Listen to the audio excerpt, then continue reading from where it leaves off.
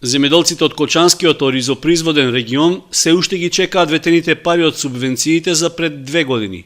Иако уредно ги поднеле потребните документи и ги платиле сите давачки, помошта од државата не стигнала на нивните сметки. Тие проценуваат дека пари се исплатени одвој за половина од поднесените барања, а за останатите не знаат дали воопшто ќе ги добијат. Субвенции не сум добил. Ни за 13-та, ни за 2012. Не сум добил. Сега треба субвенциите да се добијат, тут и сега почнува више и у полето ѓубре, фрлање на житарица, почне оризо да се орат оризи, требат пари за нафта, за се. Субвенции не сме земале ни за 2012, не 2013. На јавноста се кажува многу, а на дело нема ништо.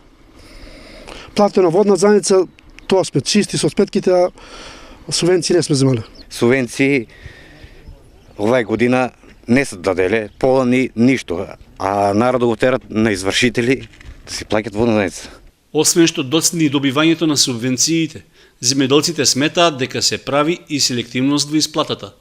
Исто така се чека и наветената помош за претрпената штета пред жетвата на оризот. Ланската година настана голем проблем. Изгубиме производство, цело производство изгубиме на ниво од Виница до Жиганци, целиот регион е уништен. За моето село ќе кажам дека сигурно 15 души нема добино, а 5-6 души имат само добино. И тоа за 2012, од 2013 не се ни почнали. При една од неодамнешните посети на регионот, министерот за земјоделство рече дека пари за поддршка на производителите и за исплата на субвенции се обезбедени и дека производителите треба да ги добијат.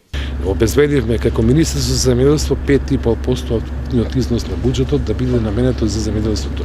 Тоа е во рамките на праксата на сите високо развиени земјоделски земји членки на Европската унија.